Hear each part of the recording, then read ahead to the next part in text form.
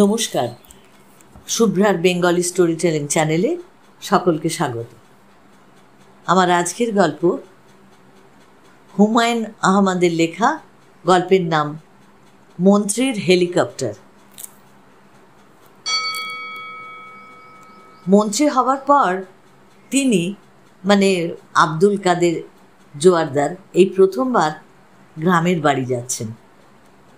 বেড়াতে যাওয়া নয়, সরকারি সফর। গ্রামের উন্নয়ন দেখবেন, স্কুলের মাঠে একটা বক্তৃতা দেবেন, মসজিদের ভিত্তিপ্রস্তর স্থাপন করবেন, অনেক অনেক প্রোগ্রাম। নিজ গ্রামে যাওয়ার ব্যাপারটাতে বড় রকমের জাঁকজমক করার তার খুব ইচ্ছা, কিন্তু এই ইচ্ছাটা পূর্ণ হবে কি না ঠিক বোঝা যাচ্ছে না, কারণ হেলিকপ্টারের ব্যবস্থা এখনো হয়নি। তার প্রাইভেট সেক্রেটারি সোলাইমান এখনো চেষ্টা চালিয়ে যাচ্ছে, কিন্তু জোয়ারদার সাহেব খুব একটা ভরসা করতে পারছেন না। সুলেমান ছেলেটা একটা ভ্যাবদা ধরনের, আগের সিএসপিদের সেই ধারালো ভাবের কিছুই তার মধ্যে নেই। আজে বাজে সব ছেলেপুলে এখন সিভিল সার্ভিসে চলে আসছে। চেহারা দেখলেই মনে হয় প্রাইভেট টিউশনি করে জীবন চালায়। একটা হেলিকপ্টার খুব দরকার। প্রথমবার যাচ্ছেন, সেই যাওয়াটার মধ্যে কিছু নাটকীয়তা থাকবে না? বিকট শব্দ হবে হেলিকপ্টারের, অঞ্চল ভেঙে সব লোকজন আসবে, তবেই না ব্যাপারটা জমবে। তিনি গম্ভীর ভঙ্গিতে হেলিকপ্টার থেকে নামবেন, পুলিশের একটা দল তাকে গার্ড অফ অনার দেবে। এইসব জিনিস গণ্ডগ্রামের লোকজন তো আগে দেখেনি, তারা মুগ্ধ হয়ে দেখবে। পুলিশ কজন আসবে কে জানে। সোনাদিয়ায় বোধহয় পুলিশ স্টেশন নেই, তবু জনাদশেক নিশ্চয়ই থাকবে। আজকালকার পুলিশগুলো কিরকম ল্যাদা, বিনা স্ত্রীর পোশাকেই নিশ্চয়ই চলে আসে।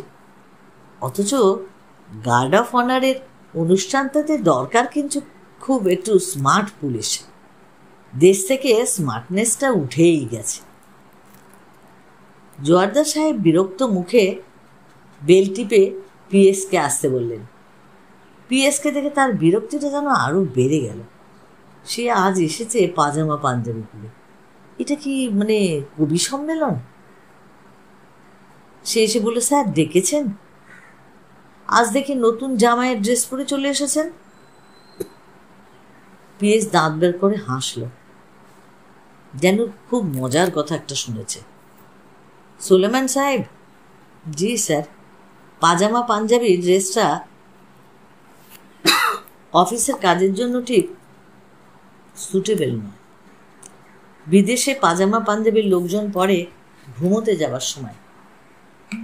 তারা এটাকে বলে স্লিপিং স্যুট। এটা তো বিদেশ না।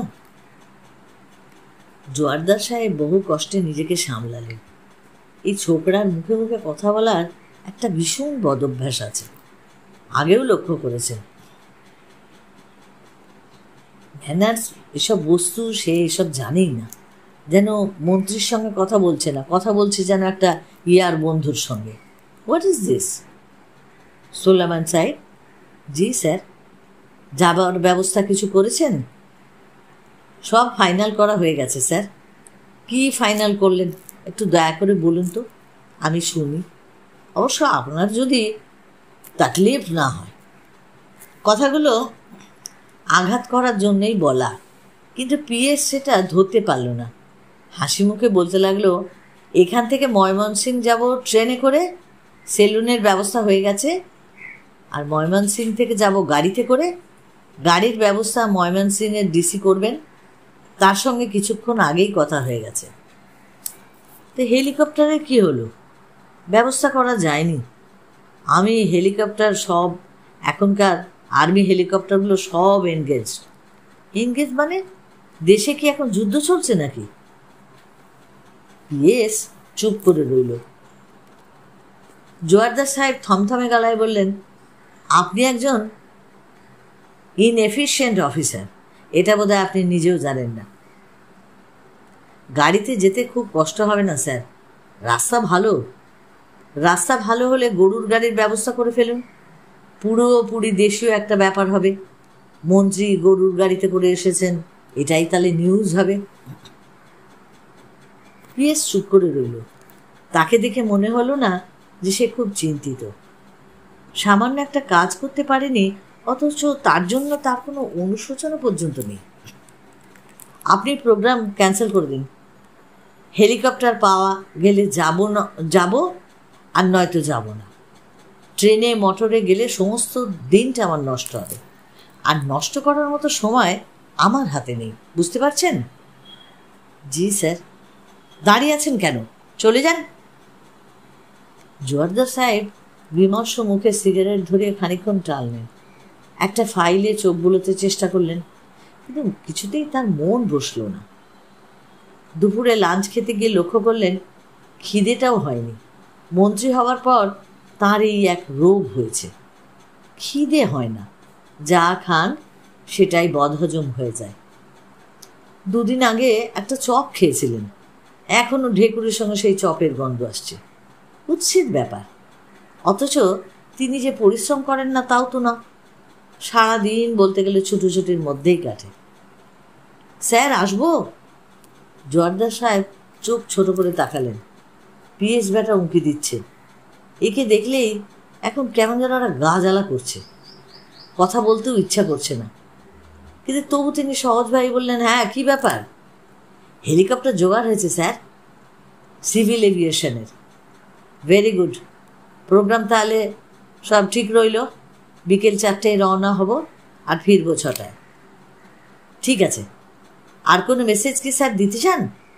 দাঁড়ান, চিন্তা করে দেখি। আপনার খাবার খাওয়া হয়েছে? জি না, এখন গিয়ে খাবো। আমার সঙ্গে বসে পড়ুন, খাবার অনেক আছে, খেতে খেতে ডিসকাস করা যাবে। নাকি কোনো অসুবিধা আছে? না স্যার, অসুবিধা আবার কি? পিএস ছেলেটিকে এখন আর সেরকম খারাপ লাগছে না। লম্বা ফর্সা চেহারা, কারণে হয়তো পায়জামা পাঞ্জাবিতে তাকে বেশ সুন্দর মানিয়েওছে। তার মেয়েগুলোর জন্য এরকম ছেলে পাওয়া গেলে ভালো হতো। কিন্তু মন্ত্রী হওয়ার আগেই সবকটা মেয়ের বিয়ে হয়ে গেছে, এলে বেলে ধরনের বিয়ে, কাউকে বলার মতো কিছু না। ইস, আর কটা দিন যদি অপেক্ষা করা যেত। সোলোমন সাহেব। জি স্যার। আপনি হয়তো ভাবছেন যে আমি হেলিকপ্টার দিয়ে গ্রামের লোকেদেরকে ভরকে দিতে চাই, একটা কায়দা করতে চাই। না না, আমি এরকম কিছু ভাবছি না স্যার। ভাবলেও কোনো ক্ষতি নেই, কারণ আসলেই আমি একটু কায়দা করতে চাচ্ছি। গ্রামের লোকজন তো এসব জিনিস খুব পছন্দ করে। এই হেলিকপ্টারের গল্পই তারা 1 মাস ধরে করবে। কি করবে না? অবশ্যই করবে। ভরণের দরকার আছে। স্বয়ং রবীন্দ্রনাথ ঠাকুর ভরণ করেছেন, আর আমরা তো। রবীন্দ্রনাথ ঠাকুর ভরণ করেছেন নাকি? নিশ্চয়ই করেছেন। আলখাল্লা গায়ে দিয়ে বেড়াতেন না? আলখাল্লাটাই তো তার ভরণ, বুঝতে পারছেন? পারছি স্যার। আমি আরেকটা কাজ করতে চাই। ফেরার পথে একজন রোগীকে ঢাকায় নিয়ে আসতে চাই চিকিৎসার জন্য। কেন স্যার? এতে ডাবল পারপাস সার্ভ হবে। নাম্বার 1, গ্রামের মানুষদের প্রতি আমার মমতা প্রকাশ পাবে। আর নাম্বার 2 হচ্ছে, একজন দরিদ্র ব্যক্তি হেলিকপ্টারে ঘুরবে।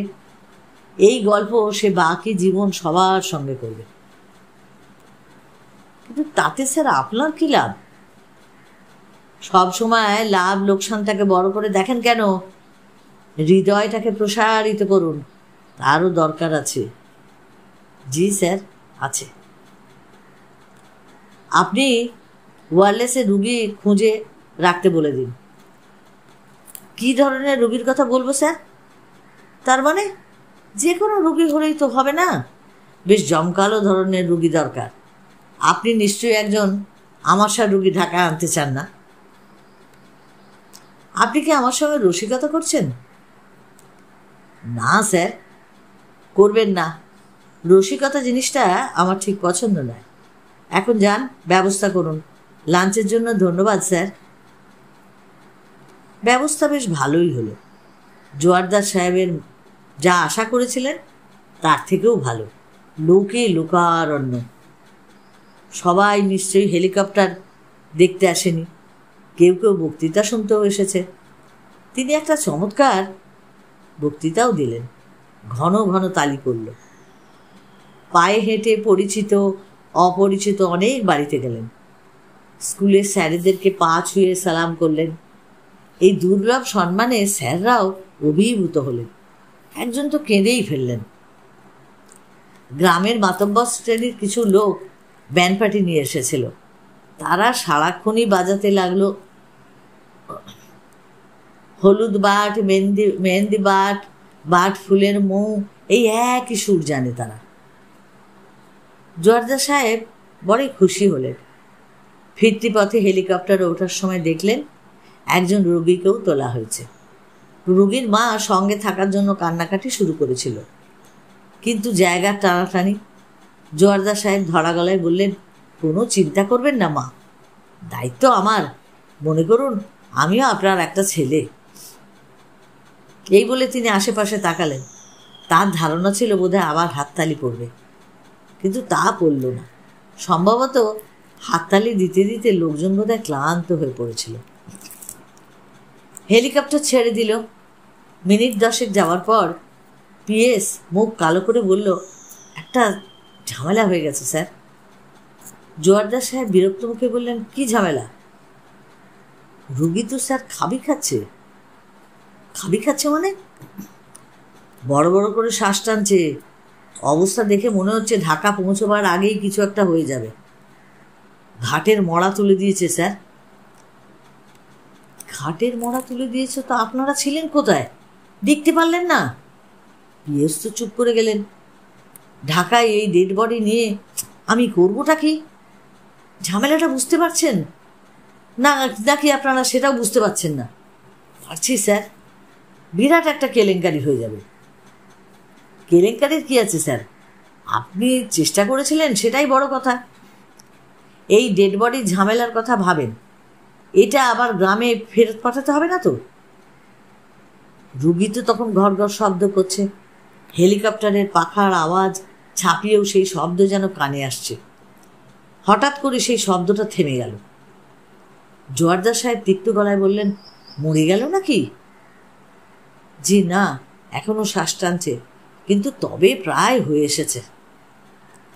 জোয়ারদার সাহেব মুখ বিকৃত করে বললেন, হাঁ করে বসে আছে কেন? কি করবেন বলুন, আমরা বরং আবার গ্রামেই ফিরে যাই, ঝামেলাটা নামিয়ে দিয়ে আসি। বললেই হবে অবস্থা খুব খারাপ দেখে মা বাবার কাছেই ফিরিয়ে নিয়ে এলাম। আবার মৃত্যু মায়ের কোলে হওয়াটাই ভালো। যা ভালো বোঝেন করেন, আপনাদের উপর নির্ভর করাটাই তো বোকামি। হেলিকপ্টার আবার নামলো স্কুলের মাঠে। রোগী মারা গেল তারও কিছুক্ষণ পর। নামাজে জানাজার শেষে মন্ত্রী সাহেব অসাধারণ একটা বক্তৃতা দিলেন, অনেকেই কেঁদে ফেলল। ফেরার পথে তিনি পিএসকে বললেন, প্রোগ্রামটা শেষ পর্যন্ত ভালোই হয়েছে, কি বলেন? সব ভালো যার, শেষ ভালো তার। এই গল্পটায় এটাই মনে হলো যে বিভিন্ন রাজনৈতিক ব্যক্তিত্বরা তারা নিজেদের স্বার্থকে চরিতার্থ করার জন্য এরকম বহু কিছুরই আশ্রয় নিয়ে থাকে।